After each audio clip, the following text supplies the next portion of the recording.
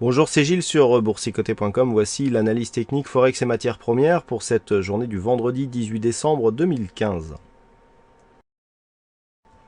Avec cette paire de devises euro-dollar qui est en train de neutraliser sa dynamique, puisqu'après la hausse ici impulsée par Mario Draghi, on avait une dynamique ici qui était en train de se développer, bon, qui a commencé à s'affaiblir, et puis sur la décision de Janet Yellen de monter ses taux graduellement, les taux de la Fed, eh bien on a ici une petite dynamique baissière qui revient ni plus ni moins que sur la zone des 1,0808.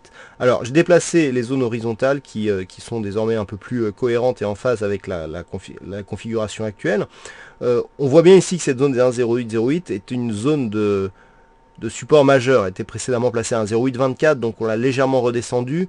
On colle bien ici avec la tendance actuelle, cette zone était un point haut significatif ici, et donc tant que l'on ne recasse pas ici cette zone, on reste sous l'influence, je dirais, de Mario Draghi, avec ici impulsion, phase de consolidation, enfin suivi, petite phase de consolidation qui est assez restreinte finalement lorsque l'on regarde un petit peu la tendance. Si on trace le retracement de Fibonacci, voilà, on est là.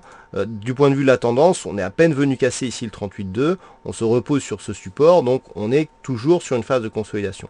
Tant que l'on reste au-dessus de ce support, on peut très bien repartir et confirmer en cassant ici la zone des 1,1060. Mais pour l'instant, c'est une neutralisation court terme que nous avons sur la paire de devises euro-dollar. Sur le dollar yen, ça a beaucoup bougé dans la nuit suite à une mesure surprise, je dirais, de la Banque nationale japonaise. On était donc sur une phase baissière, un rebond, on attendait ici un retour sur la zone des 123,60. Alors on l'a eu ce retour, mais on est resté vraiment... alors déjà, on n'est pas monté jusqu'à 123,60, le plus haut se situe à 123,56, bon à 5 pips près, vu la volatilité, il s'agit de peu de choses.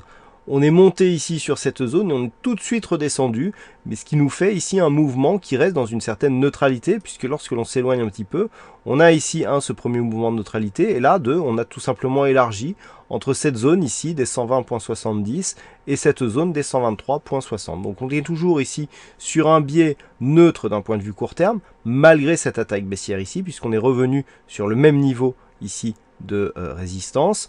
Par contre, on redescend ici d'une manière assez rapide. Alors si les cours venaient à casser ici la zone des 120,33, qui est la zone de point bas de cette phase de baisse, on commencerait quand même à prendre une option baissière, mais qui serait à confirmer, puisque sur une zone horizontale ici, avec une phase d'élargissement par le bas, eh bien, en général, cela se traduit par une phase de continuité dans le sens de la tendance globale, à savoir ici la tendance haussière. Toutefois, si on venait à casser ici la zone des 120,18, qui est le retracement de Fibonacci à 61,8%, il y aurait aussi un gros signal d'affaiblissement de cette dynamique. Donc, à mon sens, la baisse l'emporterait si on venait à casser ici cette zone des 120,18. Donc ça sera la zone à surveiller la semaine prochaine si les cours continuent à descendre. Par contre, toute remontée ici au-delà des 123,60 l'année prochaine, eh bien, validerait la poursuite d'un mouvement haussier qui a été ici impulsé par ce mouvement, qui n'a toujours pas connu de suite en direction des 124,50, voire des 125 yens pour 1 dollar. Mais pour l'instant, on est toujours dans cette zone de neutralité. Et enfin sur l'or, nous sommes toujours ici dans cette phase de stabilisation suite à une tendance baissière, donc des cours qui oscillent entre 1046 et 1089 dollars l'once. Donc on fait des allers-retours ici au sein de cette zone. Alors on a un double contact qui commence à apparaître. Bon, on n'est pas encore sur quelque chose de très très puissant.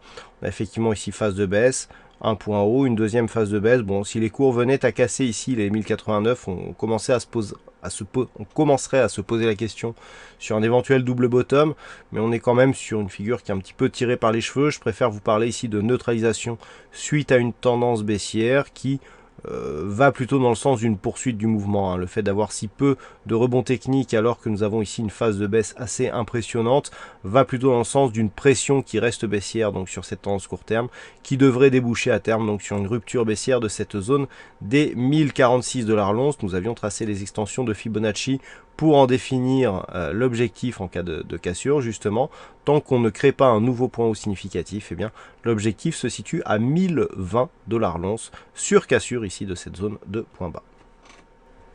Voilà ce que nous pouvons dire sur cette analyse technique Forex et matières premières. Passez une bonne soirée, bonne chance dans vos prochains trades. On se retrouve dès la semaine prochaine pour d'autres analyses techniques sur le site boursicoté.com. Bonsoir à tous.